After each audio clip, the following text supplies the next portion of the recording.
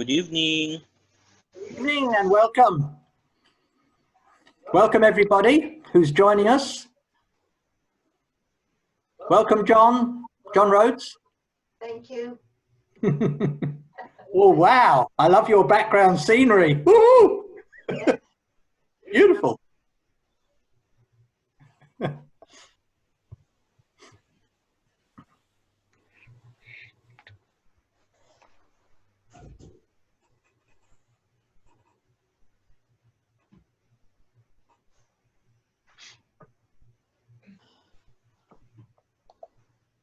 Colin, nice to see you.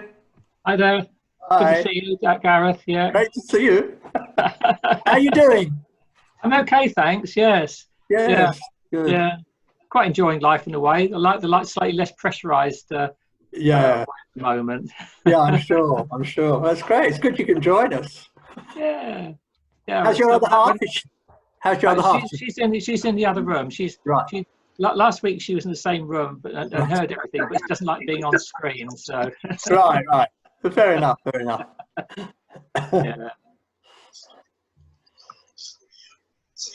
We'll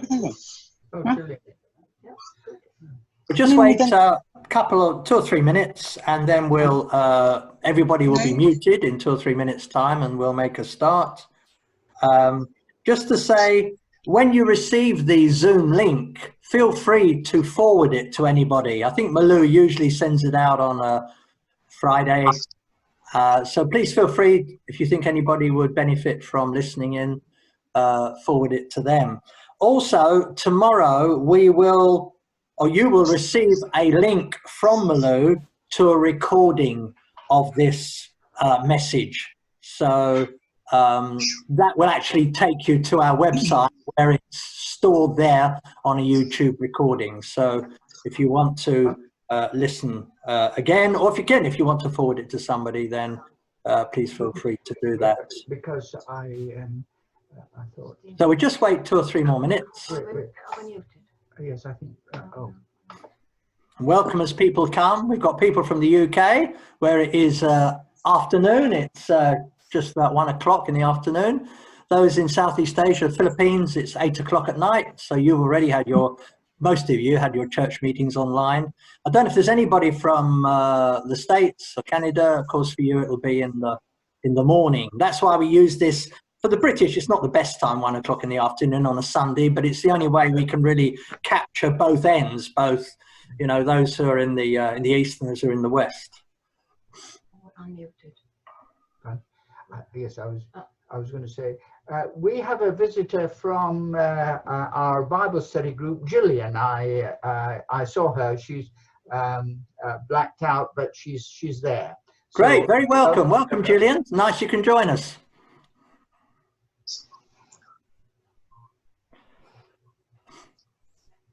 Hi, Joe. I can see Joe connecting up in the corner there from the Philippines. Hello, Joe. How are you? Yeah, good. Very good. Welcome.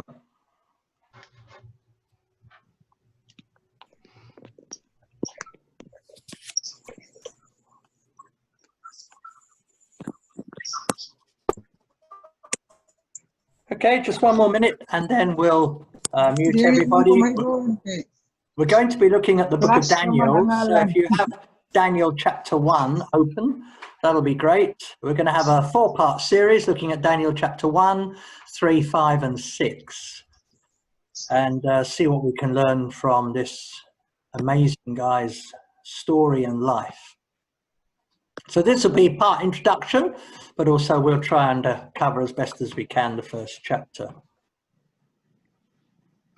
So Malu, could you mute everybody? Malu is here, but she's in another room twiddling all the buttons. Thank you. So Daniel chapter 1. Let me read to you from the NIV. In the 3rd year of the reign of Jehoiakim, king of Judah, Nebuchadnezzar, king of Babylon, came to Jerusalem and besieged it. And the Lord delivered Jehoiakim, king of Judah, into his hand, along with some of the articles from the temple of God. These he carried off to the temple of his God in Babylonia and put in the treasure house of his God. Then the king ordered Ashpenaz, chief of his court officials, to bring in some of the Israelites from the royal family and the nobility, young men without any physical defect, handsome, showing aptitude for every kind of learning, well-informed, quick to understand, and qualified to serve in the king's palace. He was to teach them the language and literature of the Babylonians. The king assigned them a daily amount of food and wine from the king's table. They were to be trained for 3 years, and after that, they were to enter the king's service. Among them were some from Judah: Daniel, Hananiah, Mishael, and Azariah. The chief official gave them new names: to Daniel the name Belteshazzar, to Hananiah Shadrach, to Mishael Meshach, and to Azariah Abednego. But Daniel resolved not to defile himself with the royal food and wine, and he asked the chief official for permission not to defile himself in this way. Now God had caused the official to show favor and sympathy to Daniel. But the official told Daniel, "I am afraid of my lord the king, who has assigned your food and drink. Why should he see you looking worse than the other young men of your age? The king would then have my head because of you." Daniel then said to the guard, whom the chief official had appointed over Daniel, Hananiah, Mishael, and Azariah, "Please test your servants for 10 days. Give us nothing but vegetables to eat and water to drink. Then compare our appearance with that of the young men who eat the royal food, and treat your servants in accordance with what you see." So he agreed to this and tested them for 10 days. At the end of the 10 days, they looked healthier and better nourished than any of the young men who ate the royal food. So the guard took away their choice food and the wine they were to drink and gave them vegetables instead. To these 4 young men, God gave knowledge and understanding of all kinds of literature and learning, and Daniel could understand visions and dreams of all kinds. At the end of the time set by the king to bring them in, the chief official presented them to Nebuchadnezzar. The king talked with them, and he found none equal to Daniel, Hananiah, Mishael, and Azariah. So they entered the king's service. In every matter of wisdom and understanding about which the king questioned them, he found them 10 times better than all the magicians and enchanters in his whole kingdom. And Daniel remained there until the first year of King Cyrus. Let's just bow for a brief prayer, can we? Once again, Lord, we pray for your Holy Spirit, who has already inspired your word, to inspire our hearts, that we might hear from you, and that where we hear from you, it might help us in our walk with you. We ask it in your name and for your glory. Amen. It's very difficult for young people to not act in the same way that all their peers and friends are acting. And a very interesting test was done recently that showed that peer pressure is almost absolute. 10 young individuals were taken into a room, and on the room there were 3 pieces of rope: a short piece, a medium-sized piece, and a long piece, and they were attached to the wall. And each one was asked the same question: which is the longest piece of rope? However, 9 of those young people had been primed in advance to indicate either the shorter piece of rope or the medium piece of rope and say, that's the longest piece of rope. So all those 9 went first, and accordingly, when asked to show which was the longest piece of rope, chose either the shortest or the medium. When it came to the last person, who knew nothing about this, he also pointed to the short or the medium piece. And this exercise was repeated a number of times with always the same result. the individual lacking the courage to disagree with the majority, with the culture, with the group. The destruction by the Babylonians of Jerusalem was a huge tragedy. It really was one of the worst periods in the history of God's people. And many prophets had repeatedly warned the Jews of the judgment of God, but they seemed to think that because of their special relationship with God, he would never deal with them in the same way that God had dealt with the other tribes and peoples.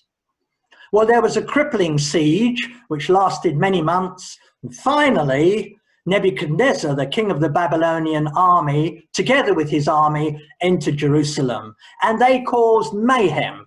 They basically razed to the ground, plundered, pillaged, destroyed everything, including the magnificent temple. They stole the instruments that had been used in the worship of the Lord God and used it in the worship of their pagan gods. It's like they were the original Vandals 1,000 years before the Vandals, as it were, in the early parts arrived. Thousands then of these Jews were captured and they became de facto prisoners of war. And they were taken from Jerusalem to Babylon. Now that's not a short journey, that's something like 1,000 kilometers across desert lands. It was a very dangerous, a very difficult journey. And over 5 years, there were 3 waves of what we call deportations that took place. Imagine if you were a Jew, especially if you were a young teenage Jewish lad, how you must have felt, how you must have been very afraid, how you would have heard of the evil reputation that Babylon had and be filled with much foreboding. Well, inside this group of young people were some teenagers. They were really the rising generation, and they would be the ones who would be suitable for training, for taking on important leadership roles within the kingdom of Babylon. And amongst that group of teenagers were some of those that we're going to meet in the next few sessions that we're going to have over the next few weeks. But it's important to understand why this has all happened. Who is behind it? Was it the power and the cunning of Nebuchadnezzar, his strategies, his superior army that gave this victory? Well, we know it was fundamentally God's judgment unleashed on God's people. And the reason for this was their repeated rebellion and disobedience. And verse 2 makes it very clear. I don't know if you noticed, it says there, the Lord delivered Jehoiakim, king of Judah, into his hand. The Lord Adonai, the sovereign ruler, delivered. You could actually say that God gifted Jehoiakim to Nebuchadnezzar. So this wasn't an accident. This was carefully planned. We see here God is very much in control. Indeed, here in the book of Daniel, it's not looked upon as a disastrous defeat so much as a gift from God. Incredible. And I think sometimes when we see things going on that we don't understand, perhaps very much actually as things are today, we need to stand back and try and understand, first of all, that God is in control and that he is intimately involved in what is going on, and everything that does go on is working towards victoriously his purposes. So although you don't understand probably any better than I do how this pandemic is going to work out, we can be sure that God is in control. The sovereign ruler, the Lord Adonai. Of course, you might ask, well, how could he have used somebody as wicked as Nebuchadnezzar? But the fact that he used Nebuchadnezzar doesn't mean that he condoned or ignored his behavior. Far from it. He's just a tool. He's an instrument. And judgment is coming big time on Nebuchadnezzar in the future. He himself would finally fall under the judgment of God and be punished for the wicked way that he had behaved. Nothing, anytime, ever takes our sovereign God by surprise. Nothing happens by accident with him. This is just another incident in his divine plans and purposes. Well, this book was written by Daniel, one of the captives, who probably most people seem to think was between the ages of about 14 and 16. We don't read very much of his childhood or his early life, because the first time we meet him is here, having been forcibly deported from Israel. Having said that, we are told in verses 3 or 4, or at least it's indicated, that he came from a privileged Hebrew background. Possibly he was even part of the extended royal family. And he and his 3 companions were, well, they were great. They were sound in body, in mind, and in spirit. Having said that, they've been thrust painfully, unexpectedly, shockingly into a totally different culture. Transplanted far from their home, the only home they'd ever known, they were forced into some very uncomfortable situations. And they were now no longer looked upon as part of the royal family, they're just foreign captives. They have absolutely no control over their own future. In fact, their own future, which probably would have been pretty bright, is now very dark, or so it would seem to be. And especially because at every turn, there's an effort made to change them, to change their attitudes, to change their identities, and to change their beliefs. Nebuchadnezzar wanted them, and he wanted to control them, and he particularly wanted to remove any reference to their Jewish background, their belief in the true and living God of Israel. So, not surprisingly, one of the first things to go were their names, their Jewish names. I mean, look at their names: Daniel, Hananiah, Azariah, and Mishael. 2 of them end in J-A-H. 2 of them end in E-L, Yahweh and El. These are Hebrew names for God. And immediately their names spoke of their beliefs. So this was unacceptable. It was unacceptable in a nation that worshipped many gods. So they were given new names. Daniel means God is my judge. And I think, knowing what we do about him, I can scarcely think of a more appropriate name. Anyway, his name was changed to Belteshazzar. That means the keeper of the treasures of the god Bel. Now that's very significant, because we'll read later in Daniel that Bel was Nebuchadnezzar's very own god. And I can imagine other Babylonians thinking, wow, you're really lucky. You've been given the name of the same God that Nebuchadnezzar worships. But the allegiance of Daniel was very much to another God.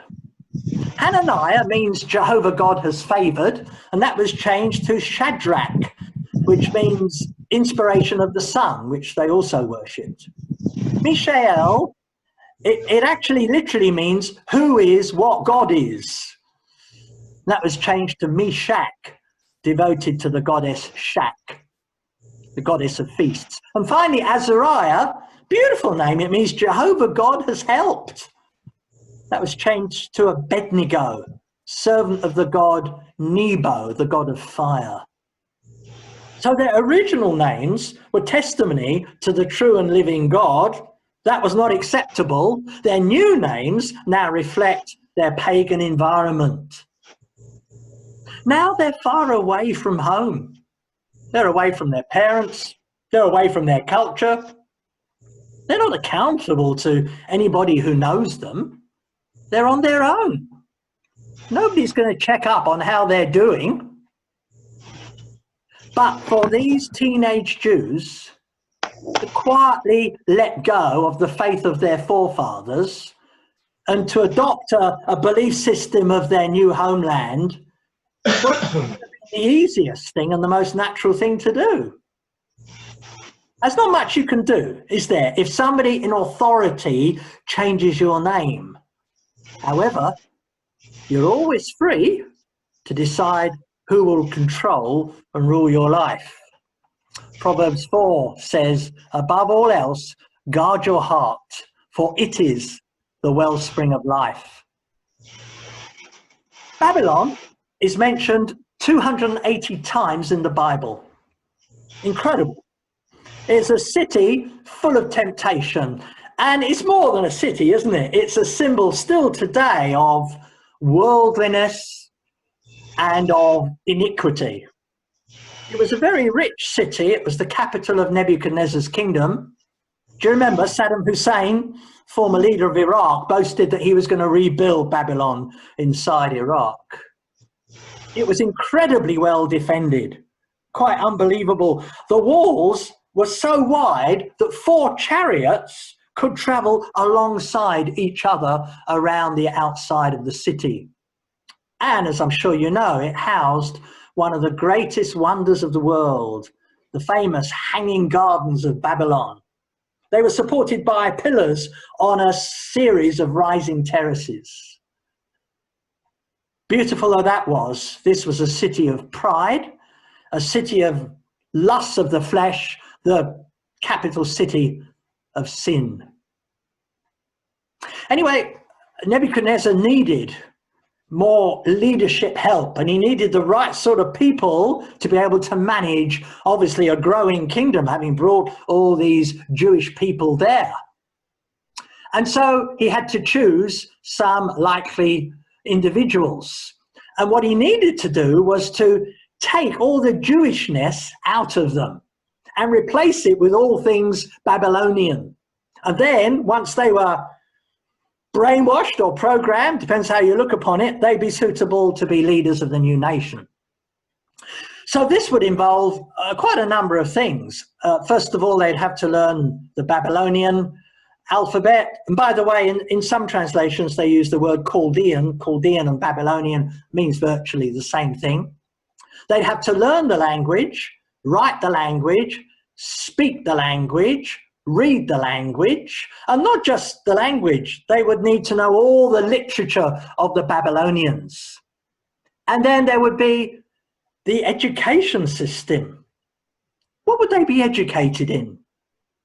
Can I suggest heathenism, science, music, astrology, soothsaying, sorcery, magic, mysticism, etc. I guess you might lump some of that under what today we call New Age teaching, because Babylon was really the occult center of its day. And so Daniel and his 3 friends were chosen for a specific targeted training program. Maybe more accurately, we should call it an indoctrination program. And this was going to last for 3 years. And at the end of the 3 years, there would be the final supreme test. And that would come from Nebuchadnezzar himself. Now, if you failed at the end of that time when so much has been inputted into your life, there would be serious repercussions, not just for Daniel and his 3 friends, but for those like Ashpenaz who were appointed to be the trainers. Which is why things came to a head over the matter of food and drink. Food, as you'll know, is a major aspect of every culture, and it's also an important and vital part of training. Babylonians just didn't observe Jewish rules on clean and unclean food. They didn't drain away the blood when they slaughtered animals. So no longer were they exposed to a simple kosher Jewish diet. but actually a rich diet of food and wine. However, more serious than that, and more significantly with that, was that the food, before it was presented for eating, was first offered to idols in various sacrificial rites. Now, did that really matter? That the food had first been offered to idols, heathen deities? I don't know that the boys would have been there when that happened. Did it really matter that a sort of a pagan grace has been prayed over the food before it was eaten? I mean, surely compromise over such a small matter is no big deal. I mean, is it justifiable to make a fuss over a small thing? I mean, if you keep quiet, you won't cause so many problems, and it'll prevent you having to handle or answer some hard questions.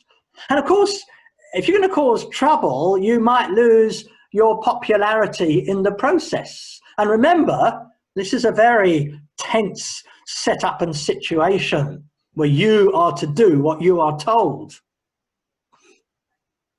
Now, the usual response is, isn't it? When in Rome, do as Rome does. So when in Babylon, I mean, that's the easier option. But was it the right one? Again, the pressure must have been enormous to conform. I mean, not only, as I've already said, was there nobody to answer to, but it does seem, as we read this, that other captives, other Jewish captives, simply just went right ahead and ate the royal food anyway. But the reality is, and I found this, and I expect you have, there will always be difficulties if you're going to 100% honor God in your culture. There are always going to be times when you're going to feel distinctly uncomfortable about something that's being done. Well, to Daniel, the issue was clear-cut. To eat this food would have been to defile himself. It's here in verse 8. I'd suggest to you actually that verse 8 isn't the most important verse in the chapter. It's the most important verse in the whole book, because it shows you Daniel's heart. It says, Daniel resolved not to defile himself with the royal food and the wine. He had resolved. It's past tense, okay? He had purposed. He had set his mind. So this isn't a sudden decision that he makes when he's presented with the option of eating this royal food. This isn't a knee-jerk reaction. Long ago, he had decided the boundaries by which he would live and the moral issues on which he would not compromise. So there was no room for discussion. He's a child of God. He's not going to abandon his conscience or his convictions. No way was he going to commit spiritual adultery. Now, this wasn't a decision resulting from peer pressure. Far from it. It resulted from a deep godly conviction. Daniel feared God rather than fearing men. He hadn't forgotten whose he was or to whom he belonged. So they're not just being different, Daniel and his friends, for the sake of it, but because the higher truth in their life was to live a life of holiness and obedience to God. So they were guided by a higher power. It's very easy for me to talk about it, but it's never easy to take a lone stand for God, to put your head above the parapet. It attracts conflict, it attracts opposition. You feel you're losing your popularity. You're in danger of becoming an object of mockery. You know, today here in Britain, which is where I am, we're often told that you're just free to do what you want as long as it doesn't harm anybody else. That's the mantra, that's the theory. If it feels good, do it.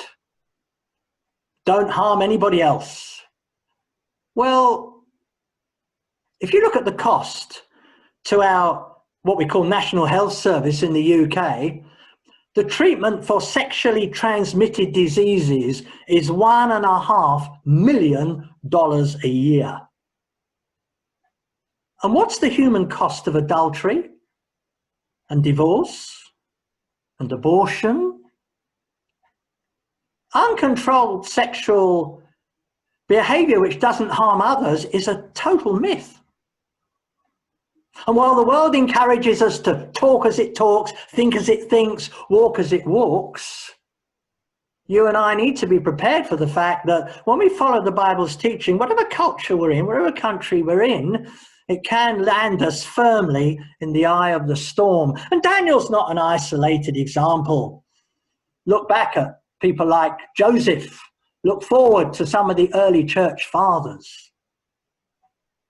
But there's more problem potentially in Daniel's conviction, because the repercussions for not following the rules would also impact those who were training him, such as this guy Ashpenaz. Ashpenaz would maybe lose his life if this whole thing just went pear-shaped and didn't work out. What was he going to do? Well, I love the way that he approaches this official in this situation. It's very interesting. He doesn't demand his rights. He doesn't complain. He doesn't instigate a revolution or circulate a petition. He handles his desire for abstinence in a godly manner. You see in verse 12, please test your servants for 10 days.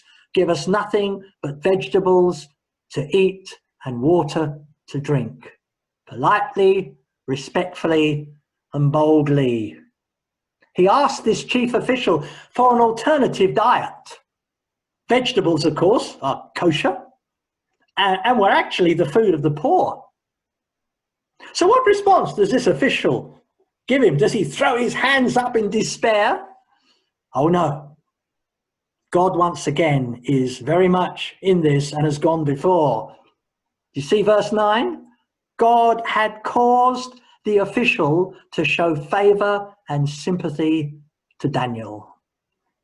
God had predisposed this guy to like and respect Daniel. Proverbs 16 verse 7 says, when a man's ways please the Lord, he makes even his enemies to be at peace with him. And I want us to see this isn't just about Daniel and his companions behaving in a good way. It's also very much about how God is intervening. God is at work. God is right there. God is not just behind, but God is also ahead of everything that's taking place. And as Daniel honored God, so God was glorified through him. And so having agreed to this unusual request of vegetables and water, the result was that they came out even stronger and better than the others who were enjoying the rich diet. And then at the end of 3 years of training, the test comes. And the result, well, they pass with flying colours. Basically, they appeared healthier, they appeared fitter, they excelled in the final oral test, which remember, King Nebuchadnezzar was personally administering. They displayed wisdom and understanding, it says here, 10 times in excess of all the magicians and enchanters of the whole kingdom. How come? Were these super bright lads with a high IQ? Maybe. Were they good, hard-working students? I'm sure they were. But that's not the explanation the Bible gives us. Once again, it's all about God. Verse 17. To these 4 men, God gave knowledge and understanding of all kinds of literature and learning. Friends, this is the 3rd time God has actively moved and directed what has been going on. God is very much the one in control. That's because Daniel is on course to begin to fulfill the destiny for which God has been preparing him. Well, our time is going, but it's very interesting. You know, in our society today, we hear a lot about personality, but we don't hear much about character. Have you noticed? If you look at like singles ads, if you ever stray into that area, when you're advertising, how do you describe yourself? Generally, you hear words like dynamic, magnetic, funny, exciting. Have you ever seen in an advert either someone advertising or someone requesting something like this? I seek to be a courageous person, pure of heart, and to live with integrity. Never seen that. Yes, charming, witty, captivating, and funny. Personality always seems to trump character today. It's a case of just, you've got to talk the good talk. But actually, character is what really counts. Personality is what you project. It's the outside. Character is what the real you is like. It's character that defines the person you are, not your personality. And so, as we come to an end of this first chapter, I reckon that Daniel has to be one of the greatest missionaries of all time. You say missionary? Yeah, I think so. He learned a foreign language. He studied and he lived a disciplined life in a pagan culture without compromising his beliefs. Indeed, he didn't just live in Babylon, he triumphed in it.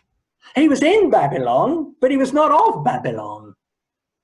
And while he was human like the rest of us, nonetheless, I cannot think of any others who've achieved so much for God under similar circumstances.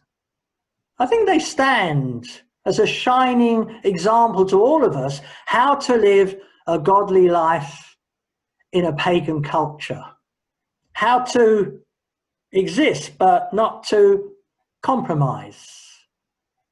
And in the days that we face, certainly in this British culture, but I think it's true for all cultures, we need to be prepared to step out where we believe we should be going and what we should say, what we shouldn't do. There's an old hymn. I've never sung it, but my mum told me about it. So I looked it up in an old hymn book. And it begins like this: dare to be a Daniel, dare to stand alone, dare to have a purpose firm, dare to make it known. My prayer is that our conviction today and through the rest of our lives will be not to do something just because the culture does it, or the culture promotes it, or the culture accepts it, because actually we all live in another culture. Doesn't matter if we're from the Philippines or the States or England or wherever, we seek to live in Bible culture, to let that fashion our thinking and our behavior and our plans. And as it says in the book of Samuel, I think it is, God says, those who honor me, I will honor. So there we are. Just a few thoughts from the amazing life of this individual and his three friends. By the way, it helps a lot, doesn't it? It's important having friends around you who believe. I'm sure this was significant. He wasn't on his own. There were three others, and together they stayed faithful in their worship